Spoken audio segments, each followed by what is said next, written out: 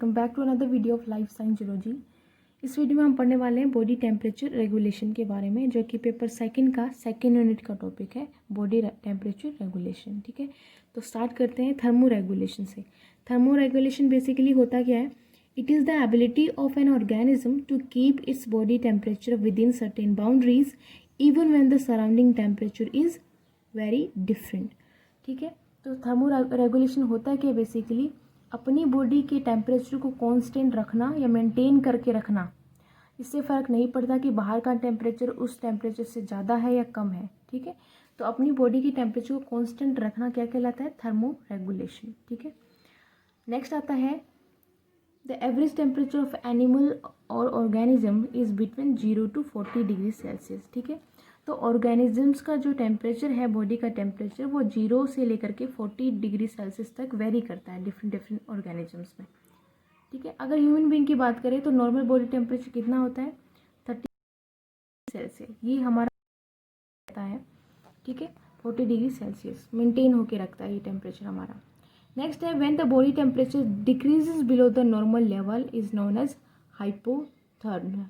ठीक है, अगर इस नॉर्मल टेम्परेचर से टेम्परेचर गिर जाता है या कम हो जाता है तो उस फिनोमेना को हम क्या बोलते हैं? हाइपोथर्मिया। नेक्स्ट आता है an increase of temperature above normal is known as hyperthermia. ठीक है, अगर नॉर्मल वैल्यू से, जो कि 37 डिग्री सेल्सियस है, इससे टेम्परेचर हाई हो जाता है, बढ़ जाता है, तो फिर उस फिनोमेना को क्या बोला है? हाइपरथर्मिया। ठीक है, नेक्स्ट है टेम्परेचर क्लासिफिकेशन ऑफ एनिमल्स। तो टेम्परेचर की बेसिस पे भी हमने एनिमल्स का क्लासिफिकेशन किया हुआ है। पहला आता है पोइकिलोथर्म्स, यानी असमतापी, जिनको कोल्ड ब्लडेड भी बोला जाता है, यानी कि शीत रुधिर तापी। अब पोइकिलोथर्म्स होता क्या है? Basically a organism that can not regulate it's body temperature except by behavioural mean. ठीक है, इट मीन्स इस तरह की ऑर्गेनिज्म में अपने बॉडी टेम्परेचर को मेंटेन करने की कैपेबिलिटी नहीं होती है। ठीक है, ये अपने बॉडी का टेम्परेचर कांस्टेंट नहीं रख पाते हैं। बाहर के इन्वायरमेंट का किस तरीके का टेम्परेचर है, उस चीज़ का असर पूरा पड़ता है इनकी बॉडी पे। ठीक है, poikilotherms is an animal whose internal temperature varies considerably. इनका जो इंटरनल टेम्परेचर है वो वेरी करता रहता है। ठीक है, कांस्टेंट नहीं होता। Poikilotherms are also called ectotherm और कोल्ड ब्लडेड एनिमल्स। अब एक्टोथर्म्स क्या होता है? वो एनिमल्स जो अपनी बॉडी का टेम्परेचर रेगुलेट करने के लिए बाहर के इन्वायरमेंट पे डिपेंडेंट रहते हैं। ठीक है, और बाहर का इन्वायरमेंट जो है वो उस पर असर डालता है। अब for example lower invertebrate spices, amphibian, reptiles. आपने अक्सर देखा होगा सर्दियों में जो छिपकलियाँ होती हैं आपको नहीं दिखती है, एज बिकॉज वो कोल्ड ब्लडेड होती हैं। ठीक है, तो वो अपनी बॉडी के टेम्परेचर को मेंटेन नहीं रख पाते हैं, तो इस तरह के एनिमल्स जो होते हैं, एम्फीबियन और रेप्टाइल्स, ये सब क्या करते हैं? डोरमेंसी में चले जाते हैं। ठीक है, या सुप्त अवस्था में चले जाते हैं। नेक्स्ट है होम्योथर्म्स। होम्योथर्म्स क्या होते हैं? इनको आप समतापी भी बोल सकते हो। ये वार्म ब्लडेड होते हैं। ठीक है, an organism that maintain its body temperature at a constant level usually above that of the environment bye it's metabolic activity. तो जो होम्योथर्म्स होते हैं वो अपनी बॉडी के टेम्परेचर को मेंटेन करके रखते हैं, कांस्टेंट लेवल पे मेंटेन करके रखते हैं। ठीक है, उनका जो बॉडी टेम्परेचर है वेरी नहीं करता अकॉर्डिंग टू इन्वायरमेंट। ठीक है, अपनी बॉडी टेम्परेचर को वो लोग मेंटेन करके रखते हैं। फॉर एग्जांपल ह्यूमन बींग्स, हमारा जो बॉडी टेम्परेचर है, नॉर्मल बॉडी टेम्परेचर, वो होता है 37 डिग्री सेल्सियस। तो ये कांस्टेंट रहेगा, मेंटेन रहेगा, भले डिपेंड नहीं करता कि आपके जो बाहर का इन्वायरमेंट है उससे ज़्यादा है या कम है। ठीक है, हमारे इंटरनल बॉडी का जो टेम्परेचर है वो मेंटेन रहेगा। नेक्स्ट है homotherms are also known as warm blooded और एंडोथर्म्स। ठीक है, अब एंडोथर्म्स और एक्टोथर्म्स हमने जो दो टर्म पढ़ी हैं हम उनके बारे में डिस्कस करते हैं। होम्योथर्म्स के एग्जाम्पल क्या है? मैमल्स और एव्स। ठीक है, अब जो एक्टोथर्म होता है वो क्या होता है? An animal that relies on external environment to regulate its internal body temperature. अपनी इंटरनल बॉडी टेम्परेचर को मेंटेन करने के लिए वो ऑर्गेनिज्म क्या है? इन्वायरमेंट पे डिपेंड करते हैं। उनको हमने क्या बोला? एक्टोथर्म्स या पोइकिलोथर्म्स भी आप बोल सकते हो। ठीक है, नेक्स्ट है एंडोथर्म्स। क्या होता है? An organism, N animal that regulate its own internal body temperature through out metabolic process. तो एंडोथर्म्स क्या होते हैं? Best example is human being itself. तो ये इस तरह के एनिमल्स क्या करते हैं, अपने इंटरनल बॉडी टेम्परेचर को मेंटेन करके रखते हैं अपनी मेटाबॉलिक प्रोसेस से, ठीक है। बाहर के टेम्परेचर का इनकी बॉडी पे फ़र्क नहीं पड़ता है। नेक्स्ट है मैकेनिज्म ऑफ टेम्परेचर रेगुलेशन। तो टेम्परेचर को रेगुलेट करने के लिए कौन कौन से मैकेनिज्म होते हैं। पहला आता है ऊष्मा उत्पादन यानी कि हीट प्रोडक्शन, ठीक है। हीट प्रोडक्शन कैसे होगा, bodies muscles organ and brain produce heat in a variety of ways. तो बॉडी की जो मसल्स होती हैं, ऑर्गन्स होते हैं, ब्रेन होता है, वो अलग अलग तरीके से क्या करते हैं, हीट प्रोड्यूस करते हैं बॉडी के अंदर। Example, muscles can produce heat bye shivering. आपको जब बहुत ज़्यादा ठंड लगती है तो हमें शिवरिंग होने लगता है, कंपकपाहट होने लगती है। उसकी वजह से क्या है, हमारी बॉडी हीट प्रोड्यूस कर लेती है और एक टाइम के बाद में नॉर्मल हो जाता है सब, ठीक है। तो ये भी क्या एक तरीके से हीट प्रोड्यूस करने का मैकेनिज्म है, शिवरिंग। नेक्स्ट है हार्मोनल थर्मोजेनेसिस। अब हार्मोन किस तरीके से रेगुलेट करते हैं बॉडी टेम्परेचर को। Thyroid glands releases hormone to increase your metabolism.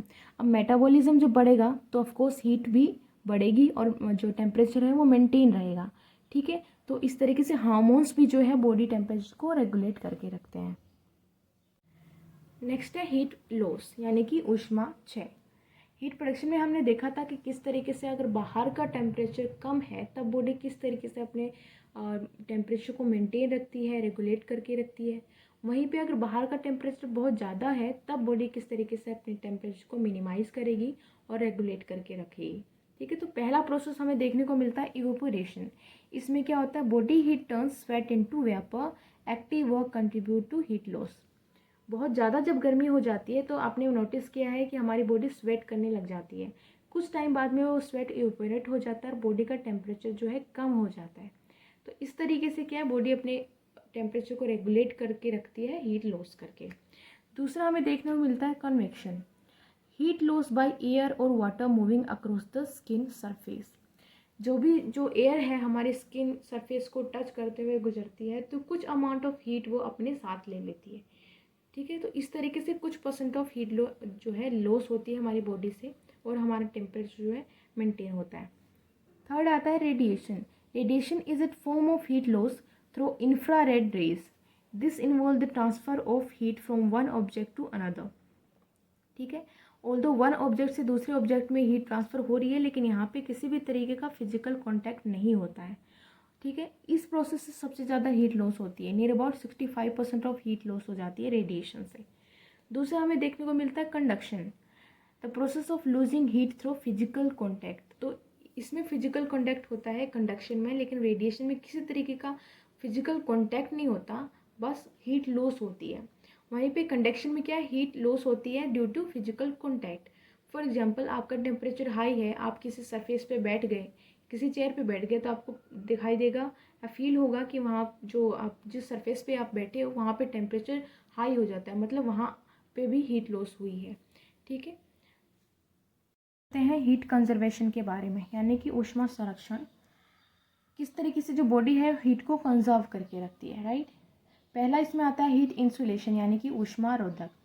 Human body के ऊपर जो हेयर्स पाए जाते हैं और बर्ड्स में जो फैदर पाए जाते हैं वो एक तरीके से क्या फंक्शन प्ले करते हैं, वर्क एज हीट रेजिस्टेंट, ठीक है। बहुत जब ज़्यादा टेम्परेचर कम हो जाता है इन्वायरमेंट का तो इस तरह की संरचनाएं क्या करती है, बॉडी को कवर कर लेती हैं, जिसकी वजह से minimum amount of heat loss होता है और टेम्परेचर जो है वो मेंटेन रहता है ह्यूमन बॉडी का, ठीक है। अगला हम पढ़ते हैं वैसो मोशन यानी कि वाहिका प्रेरण।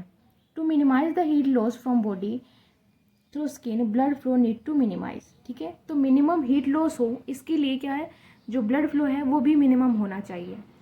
अब इस मैकेनिज्म को करने के लिए क्या होता है, एट्रियोल जो होते हैं वो स्टार्ट कर देते हैं श्रिंक करना यानी सिकुड़ना, वो सिकुड़ जाते हैं, जिसकी वजह से क्या है, ब्लड फ्लो कम होगा, ठीक है, और हीट लॉस भी कम होगी।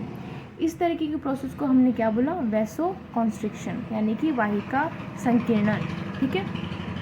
नेक्स्ट हम पढ़ते हैं ब्राउन फैट के बारे में। ब्राउन फैट एक तरीके का टिश्यू होता है जो स्किन के नीचे पाया जाता है।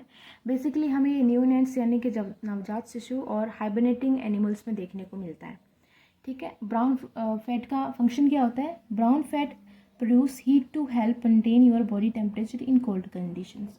तो कोल्ड कंडीशन में क्या है, ब्राउन फैट बहुत हेल्प करता है बॉडी टेम्परेचर को मेंटेन करने के लिए, राइट, ठीक है। नेक्स्ट है counter current heat exchange. As warm blood passes down the arteries, the blood gives up some of its heat to the colder blood returning from the extremities in these veins. अब हमारे body के अंदर किस तरीके से maintain होता है temperature, कभी कभी आर्टरीज जो होती हैं अगर उनमें जो टेम्परेचर है उनका ज़्यादा है, उनके अंदर जो ब्लड है वो वार्म है, वो क्या अपनी हीट जो है ब्लड की वो पास वाली वेन्स जो कि कोल्ड ब्लड के साथ में होती है उसको प्रोवाइड कर देता है, जिसकी वजह से जो टेम्परेचर है इंटरनल टेम्परेचर मेंटेन रहता है। इस फिनोमेना को हमने क्या बोला, काउंटर करंट हीट एक्सचेंज, क्योंकि इसमें हीट का क्या हो रहा है, एक्सचेंज हो रहा है। ठीक है, next is temperature regulation bye hypothalamus. Hypothalamus की वजह से जो हमारा टेम्परेचर है बॉडी का 37 डिग्री सेल्सियस वो क्या है, कांस्टेंट रहता है। वो कैसे करता है फंक्शन वो हम देखेंगे। The hypothalamus play an important role in regulating the body temperature. Stimulation of anterior hypothalamus begin the thermolytic response regulating in decreasing the body temperature। ठीक है, तो जो एंटीरियर पार्ट होता है हाइपोथैलेमस ग्लैंड का वो किसके लिए, वो क्या क्या फंक्शन करता है, थर्मोलाइटिक रिस्पॉन्स देता है, जिसकी वजह से क्या होता है बॉडी का टेम्परेचर डिक्रीज हो जाता है। राइट, नेक्स्ट है stimulation of posterior hypothalamus begin the thermogenic response resulting in elevation in body heat and its conservation। ठीक है, अब जब पोस्टीरियर थैलेमस जब स्टिमुलेट होता है उसकी वजह से क्या होता है बॉडी जो है कंजर्व करना शुरू कर देती है हीट को, और जो बॉडी टेम्परेचर है वो मेंटेन रहता है। वो किस तरीके से इसका मैकेनिज्म होता है वो हम देखते हैं अभी। नेक्स्ट हम पढ़ते हैं किस तरीके से मैकेनिज्म होता है, हाइपोथैलेमस ग्लैंड जो है वो फंक्शन करती है और किस तरीके से बॉडी टेम्परेचर को मेंटेन करके रखती है। तो यहाँ पे हमने कोर बॉडी टेम्परेचर लिया जो कि कम है 37 डिग्री सेल्सियस से। ठीक है, ये सिग्नल गया थर्मो रिसेप्टर से। थर्मो रिसेप्टर एक्चुअली होता क्या है, basically thermo receptor specialised nerve cells होते हैं जो कि डिटेक्ट करते हैं डिफरेंस क्या है टेम्परेचर का। राइट, तो यहाँ से ये जो सिग्नल है गया हाइपोथैलेमस के पास में। अब हाइपोथैलेमस ग्लैंड करती क्या है, basically muscles shivering, sweat gland decrease, ठीक है, और muscles of skin, arterioles wall constricted, ये तीन चीज़ें होती हैं। तो मसल शिवरिंग करना स्टार्ट कर देती है, मतलब कांपना शुरू कर देती है, तो हीट जनरेट होती है, यहाँ पे बॉडी टेम्परेचर मेंटेन हो गया। स्वेट ग्लैंड डिक्रीज, तो डिक्रीज हो गई तो सिक्रीशन भी स्वेट का बंद हो गया। ठीक है, हीट लॉस नहीं हुई है। Less water covers the skin, less evaporation, of course जिससे क्या है हीट अंदर ही रहेगी बॉडी के और टेम्परेचर मेंटेन रहेगा। दूसरा है muscles of skin, articles wall constricted. अब आर्टिकल्स जो है कंस्ट्रिक्टेड हो गई, मतलब जो ब्लड का फ्लो है वो भी कम हो गया। Skin arteries constricted, less blood to the skin, less radiation and conduction of heat. ठीक है, अब इन सब चीज़ों की वजह से क्या हुआ, हीट लॉस कम हो गया, मिनिमम हो गया, या एक तरीके से बंद हो गया, जिसकी वजह से जो बॉडी टेम्परेचर है वो मेंटेन हो गया। नेक्स्ट है core temperature. Body core temperature अगर ज़्यादा हो जाए 37 डिग्री सेल्सियस से, 37 यहाँ पे क्या है नॉर्मल वैल्यू होती है ह्यूमन बॉडी की टेम्परेचर की। ठीक है, अगर इससे ज़्यादा हो जाए तब क्या मैकेनिज्म होता है, तो यहाँ पे थर्मो रिसेप्टर ने डिटेक्ट कर लिया है कि जो बॉडी का टेम्परेचर जो है ज़्यादा है नॉर्मल वैल्यू से। अभी ये सिग्नल किसके पास में गया, हाइपोथैलेमस के पास में। अब हाइपोथैलेमस क्या मैकेनिज्म शो करती है, मसल्स रिड्यूस एक्टिविटी, जो मसल्स हैं वो अपनी एक्टिविटी को रिड्यूस कर देती है, जिसकी वजह से जो हीट है वो कम अमाउंट में जनरेट होती है, लेस हीट जनरेट। दूसरा आता है sweat gland increase secretion. Sweat gland जो है अपना सिक्रेशन इंक्रीज कर देती है, जिसकी वजह से क्या होता है more water cover the skin, और ज़्यादा ही इवेपोरेशन होता है और बॉडी टेम्परेचर कम हो जाता है, यानी कि मेंटेन हो जाता है। तीसरा है muscles of arterioles walls of the skin relax. Muscle जो होती हैं वो आर्ट्रियोल्स की वो क्या करती हैं, रिलैक्स हो जाती है, ब्लड फ्लो ज़्यादा हो जाता है। अब उसकी वजह से क्या होता है, skin arteries dilate, more blood to the skin, more radiation, conduction of the heat, जिसकी वजह से क्या होता है बॉडी टेम्परेचर कम हो जाता है। राइट, तो ये मैकेनिज्म था हाइपोथैलेमस ग्लैंड का। इस वीडियो में हमने पढ़ा था body temperature regulation. Next video में हम पढ़ने वाले हैं कार्डियोवास्कुलर डिसऑर्डर। ठीक है, तो इस वीडियो में इतना ही। Thank you so much for watching. I will see you in the next one.